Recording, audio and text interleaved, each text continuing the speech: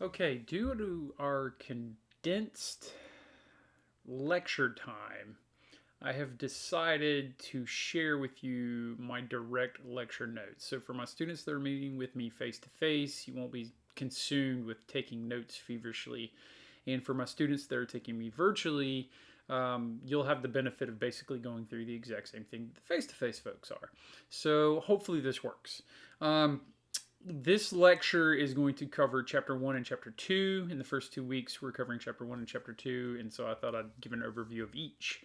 Chapter 1 is kind of just a hey, what is government in America? And what is the importance of civic engagement, rather. Government is how a society organizes itself and allocates its authority. So, how basically a society runs, the structure it runs within, and who has the power. Now, politics is the process of gaining and exercising the control within government. Um, our government structure, how we are organized and how we allocate authority, is a democracy here in the United States. And it's a political system in which people govern themselves, they have freedom and liberty, which is emphasized, and that actually benefits capitalistic pursuits to look at it from an economic perspective. Um, Now, democracy in our type of democracy is a representative democracy where we have elected officials that represent our interests.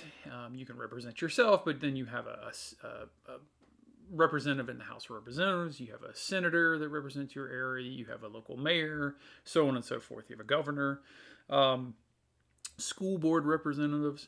Um, that's how basically a democracy works, is power to the people that they govern themselves, but you have representative government. um, there's a lot of back and forth with political power looking for influence. We will discuss that in detail on several aspects moving forward in the course. We're generally majority rule. That means the opinion of the majority of people matters. And however, if you are not in the majority, you still have rights. So there's minority rights. So certain rights that cannot be denied, even if you're not in the majority of the rule. So if you are Republican and they elect a Democrat, or you're a Democrat and they elect a Republican, and the different platforms, maybe the platform that lost represents what you feel should be done, you still have your rights protected. They can't persecute you. Um, all this is to be contrasted with an oligarchy. Um, it's only members of a certain political party or ruling elite that participate in the government. Now, there are some that worry that there is a ruling elite, and we'll talk about pluralism here in a minute, but an oligarchy is an explicit like monarchy or dictatorship where you have just a certain amount of people who have powers. Now, what do they have power over? And it's the power to provide goods and services. Well, to understand goods and services, you have to ask yourself two questions, because you want to be able to know the types of goods and services that a government can offer or regulate. And those two questions are, number one, is a good or service excludable? Meaning, if I buy it, you can't have it. That's excludability. And then the second question is a good or service what we call rivalrous? Is it rival in consumption? Meaning, if I use it, eat it, etc., then you can't use it, eat it, catch it, whatever, etc. So, I've broken down the graphic they have in the reading into columns and rows here. So, if something's excludable, yes, it'd be over here. If it's non-excludable, it would be over here on the right. So this is something that if I buy it, you can't have it. This is something that if I buy it, it doesn't prevent you from having it. Rivalrous versus non-rivalrous. Rivalrous is if I eat it, you can't have it. Versus if I eat it, there's still some for you. So this box would be excludable in rival, non-excludable in rival. This row right here would be non-rivalrous across the board, but excludable here, non-rival, and excludable here. And that determines what type of good. So if a good is excludable and rival, it's a private good. It's a car, it's a cell phone. If you buy that car, I can't have that car. If a good, let's jump actually down here, is non-excludable, non-rival. So here excludable and rival is private. If it's non-excludable, non-rival, it's public, like public high school. My attending public high school doesn't prevent you from attending public high school, or my kids going to school doesn't prevent your kids from going to school. Me getting mail doesn't prevent you from getting mail. Me paying taxes and you not paying taxes doesn't prevent both of us from benefiting from national defense. So public goods can have what's called a free rider problem. Let's jump over here to excludable non-rival.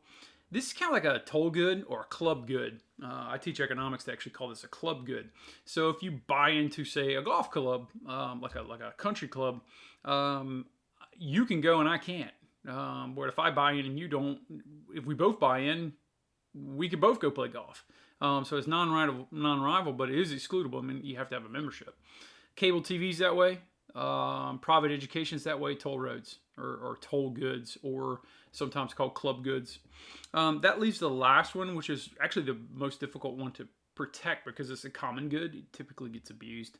If I go deep sea fishing, that doesn't keep you from going deep sea fishing. But if I catch a red snapper, that's a red snapper you can't catch. So fish in the ocean is what we call a common good. Clean water, common grazing ground, common good. While public goods are typically abused in terms of free riders, people who pay taxes versus people who don't pay taxes, and they all get to use a public park, for example. Common good is subject to abuse. It's called tragedy of the commons. So if people overfish the oceans, that affects us all.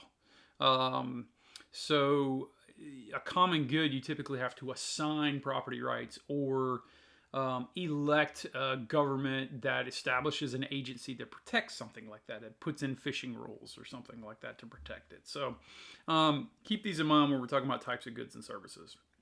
Now, continuing on with chapter 1, elite theory. It's the fear that a set of elite citizens are in control of the government. Man, you see a lot of conspiracy theories on this now. I don't know how much of a conspiracy it is anymore. If you're doing the reading, you see most of our presidents come from Ivy League colleges, so that's already kind of an elite theory evidence there. But elite theory, just know, is the fear that a set of certain elite citizens are controlling the government when it's supposed to be representative, but there's some elites controlling it.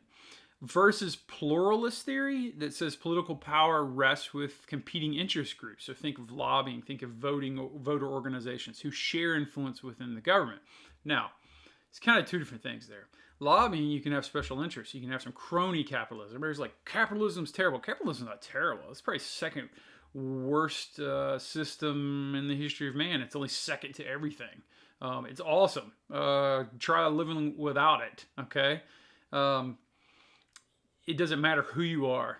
Elon Musk moved to this country with like $50 in his wallet, and dude's just a billionaire now. That's awesome. But because he's a billionaire, he can affect lobbying. So he can put together some lobby for his organizations to try to get legislation that favors him versus, say, someone else. Not saying Elon's going to do that. Check out Tesla stock. It's about to split, by the way. It's awesome. Voter organizations, so you can get together and represent yourself. Now, typically what you find is the votes typically go to the person or the interest group that's more organized. So pluralist theories, people share the influence in the government. Elite theories, there's a few people in control. I think we have elements of both in our country, to be quite honest. Civic engagement, and this kind of wraps up chapter 1. Civic engagement is your participation in government mattering, okay? You may not always get what you want, but you can certainly affect the outcomes by being informed, knowing what's going on. Politicians love people being ignorant of what's going on because then they can make rules that benefit themselves or the people who are paying them without you paying attention, and you just keep voting for them. Congress has something like a less than 20% approval rating, but they have like an over 90% re-election rate. That doesn't add up, okay? So be informed. And get involved. Be an advocate, either local, state, or federal level. You need to have awareness. Educate yourself on the issues. Be an advocate. Work with like-minded individuals or join an organization that's like-minded and hold elected officials accountable. And communicate with them. They have to respond to you. You can communicate with them, okay? They're certainly going to call, a billionaire back before they call you, a millionaire back before they call you, but you're putting them in office. Hold them accountable. How you hold them accountable is you vote. Okay, so that wraps up chapter 1 about American government and civic engagement. Believe it or not, that would have easily been a 50-minute lecture. Chapter 2 would have easily have been at least 100, if not 150 minutes worth of lecture. Chapter 2 is the Constitution and its origins. So to do this, we have to think about it in the context of the American Revolution. And that basically kicked off with the Declaration of Independence, which has three parts. The first part's a general statement of natural and what became known as inalienable rights of men and humans, and the purpose of government. Now, some people try to divide that into two parts, and they say, hey, this is one, that's two. I think those go together. So your natural rights and how the government is supposed to ensure those natural rights. The second part of my book is a list of grievances against the British king. So first they're saying, hey, first part, look it, this is what we expect the government to do for us. Then the second part is, here's the things you have done to us. And they specifically list 27 total grievances. Most of them center on the following. I'll try to break it down a little bit for you. I actually went through and looked at all 27. Been a while since I've done that, my college time. But the first one is direct taxation without representation in English Parliament. Basically, we're just taxing the colonists without having a voice from the colonies. Several of the grievances relate to the inability of colonies to make their own laws in many instances. So the colonies would attempt to govern themselves under English rule, but the king would just wipe things away or ignore them or just laugh it off. Third, dissolution of, so it means like a breaking apart of locally elected bodies and abolishing laws, just throwing out laws. Basically ignoring due process in the judicial system. There would be colonists that would be accused of something, put on a boat, sent to England, and tried there, and never heard from again. So there was no due process, no right to the man. Big point of contention is there was housing of standing armies in the area, but also in people's homes. Like a British soldier could just show up at your house, kick you out of your bedroom, and say, I'm sleeping here now. Not cool. They were also, one of the grievances was limiting colonists' ability to trade openly on world markets. The king would have, England would have strained relations with, say, France or some colony in the Caribbean, but, like New York was dependent upon it, but the king would say, no, you can't trade with them just because I'm in a bad mood. So that was a problem. So later on, as we approached the Declaration of Independence and the actual revolution, the king was more and more ignoring his own troops, which included mercenaries. They were just mercenaries in a foreign country. They just went in and plundered and burned and just absolutely tore up some towns. And then there was this impressment of colonists into English armies and navy. They would just walk up to somebody and say, hey, you're in the army now, go fight. Or hey, you're going to go on this ship and fight the French. So we're like, you don't have rights if you're treated that way. So that's the second part. So you get the first part is like, hey, here's our rights. Here's what you're supposed to do. Here are the things you're doing wrong. That's the second part. And then third, we don't believe this is a salvageable relationship. So we are going to claim our independence and become our own country. So that's the three parts of the Declaration of Independence. A guy named John Locke was a very influential thinker during this age of U.S. Revolution. His writings form the basics of many modern political ideas.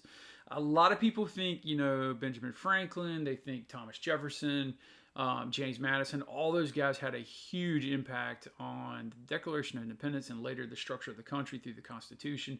But John Locke was one of the original thinkers and very, very influential when it came. His writings were very influential when it came to the Declaration of Independence. Might help you with the quiz. So as we enter war with the British and as we try to find our way as 13 separate colonies, it's like 13 separate little countries trying to fight one behemoth, which was the British Army and Navy. The individual colonies, which were now states, were headed towards statehood. They still call themselves colonies, but they're going to be states here soon enough. They often distrusted one another. You'd have North versus South. You'd have rival colonies, the Carolinas. Well, they had to form a unified nation with a central government, like overarching federal government, that would be capable of directing the country's defense. So they needed this not only to defeat the British, but they also needed to gain recognition on the world stage and be able to get loans, get aid from foreign nations to fight the British. So it was helpful in borrowing money and signing treaties if they came out and said, hey, we are the Confederation of the United States. We are the Organization of Colonies. It took a little while for it to develop into the United States of America. Um, so I've put together kind of a timeline here of the United States government. I got to stress, this does not replace the reading. There's so many details that you need to be able to pick up that to be able to do well in the quizzes and eventually your reflection paper. So please don't take this as a substitute for that. It's just a substitute for your traditional 150 minutes of in-person face-to-face lecture each year. So timeline of formation of the United States. There was the first Continental Congress, went through 1774, so it was like a Congress, a representation. We made our own representation that started kicking around the ideas. That came and went a little bit. Second Continental Congress, plenty of continuity across, but definitely some changes. That served from 1775 to 1781. Now you're talking about the heart of the revolution here. The Articles of Confederation were accepted in 1777. It was approved by all states in 1781. The reason why it took 4 years, it actually came down to one colony, Maryland, one state kind of Maryland, that argued that anything west of the mountains, basically the frontier at the time, shouldn't be subject to some states' property. So Maryland's on that kind of like that pivot point of the colonies where you had the South and you had the North, and Maryland's kind of right in the middle. And they were really afraid of Virginia, which controlled West Virginia at the time, which was mountainous, of just expanding aggressively westward. So Maryland stood in the way a lot of for that 4 years of the Articles of Confederation. So what is the Confederation? Now, I'm not talking about Confederate or anything like that in terms of the Civil War. We're just not there yet. This is Confederation in terms of Confederation of States, i.e., the states have a power, like South Carolina, North Carolina, they have power, versus a republic. There's a lot of back and forth nowadays. Are we a republic? Are we a democracy? Or we're really a confederation? A republic is where people have absolute power. A confederation is where states have absolute power. Now, the states are subject to the power of the people, but the people get together, they disagree, they have conversations, and then the state of South Carolina, by majority rule, protecting the minority rights that we talked about in Chapter 1, they make a decision. Yes, we're going to succeed from the English Empire. So we're going to support this. Or, whereas with it's hard to organize a ton of people. So a pure republic with power going to the people, you'll find you get a little bit of elitist tendencies in that certain powerful people become the voice of the people, if that makes any sense. Whereas a confederation, it's like, hey, the majority of the people in the state, states sort out their own elections. Those that are elected make decisions for the state. And then in the interest of the Confederation, South Carolina says, hey, this is going on in our United States. Here's what we would like to see. So Confederation prevails, and the Union, first time we're really using that, of independent states is formed. So now we have a union of these 13 different colonies, which are now states, or heading towards statehood, I should say. Look more credible on the world stage. We can get loans from, say, the Dutch, the military assistance from the French, and all of a sudden we have a puncher's chance of beating the British. So the reason why a confederation was formed is there was a fear of an all-powerful federal government. So the Confederation of States was formed.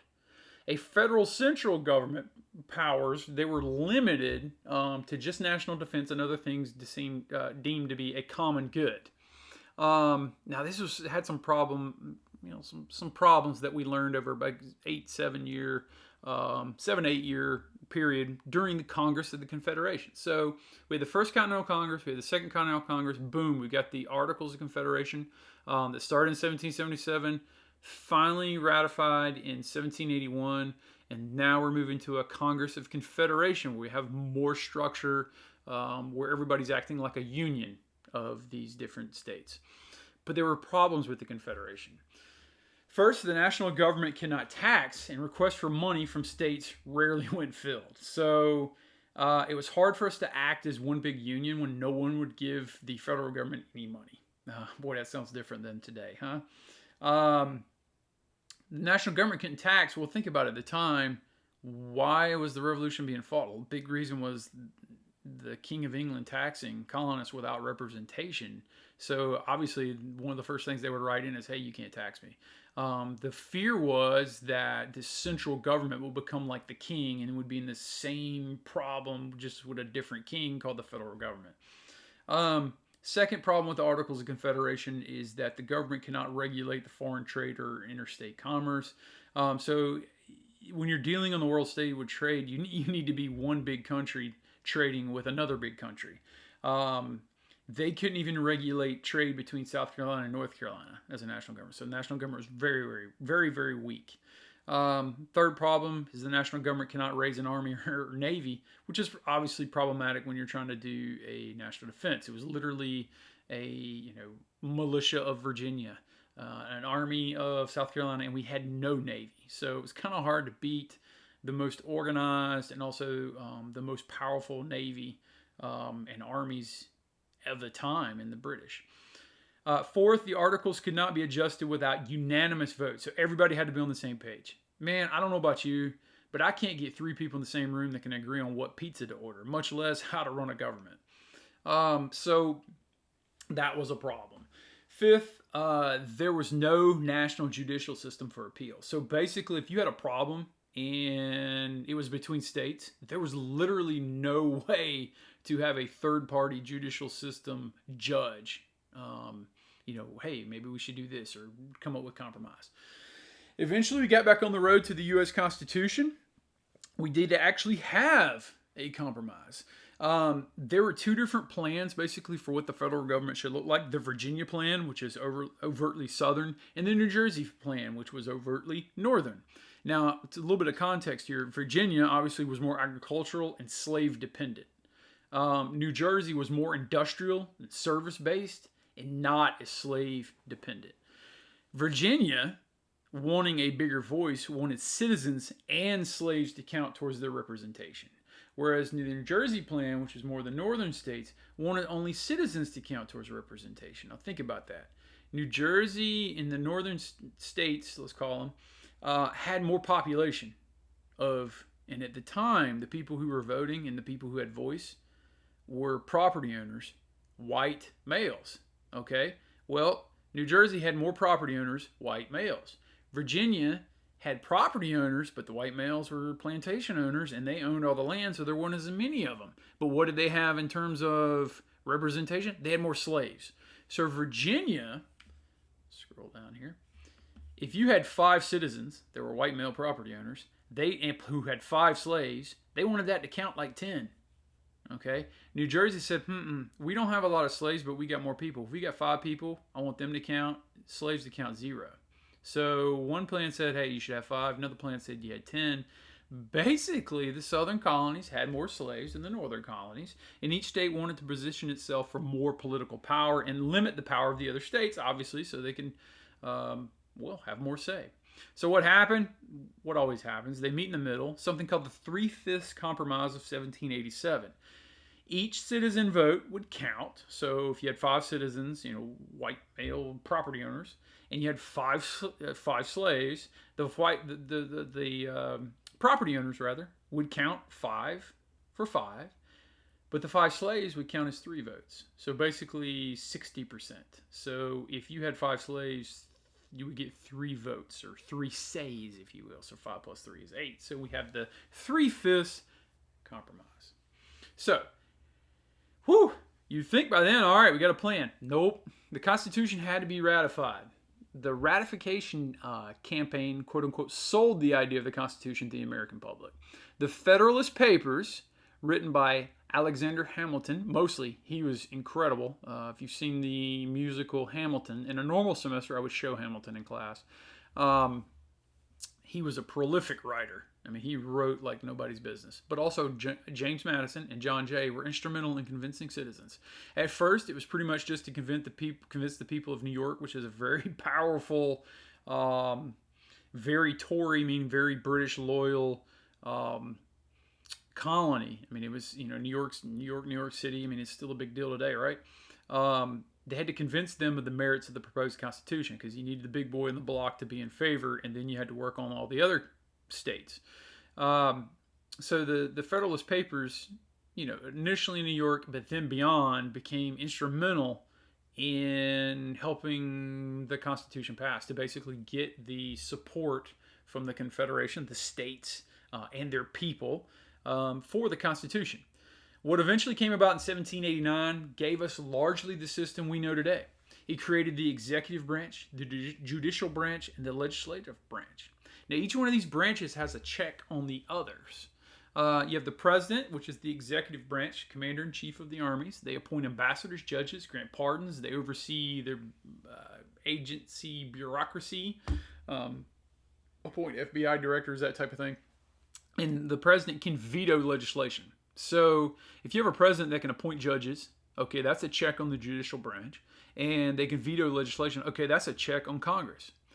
Then you have the judicial branch, which has a Supreme Court. You have state courts, federal courts, on down the line. All right, it moves down kind of like an organization chart. They can overturn unconstitutional laws, which is a check on the legislative branch. All right. They can also, the Chief Justice leads the impeachment on president, which is obviously a check on the executive branch. Okay. So you've got three different branches checking each other. The last branch is Congress, the legislative branch. They have two houses here. The U.S. House of Representatives, the number of reps per state based on population. Now, today there's 435 reps serving 2-year terms. So every 2 years they turn over. Oh, they don't really turn over. We always re-elect them. I don't know why. But anyway, there's 435 members in there. You have the U.S. Senate, which is 2 senators per state in modern day. There's 100 overall. They serve 6-year terms. And, man, we elect those guys to death. Jeez. It's like we electrocuted them. I don't know. Look up Strom Thurmond. Dude died in office. Crazy.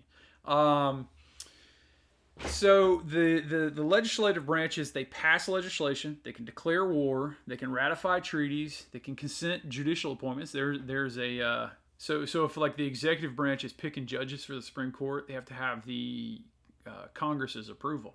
All right. And if a president's appointing ambassadors, they got to check on them as well. So there's the check on the executive branch.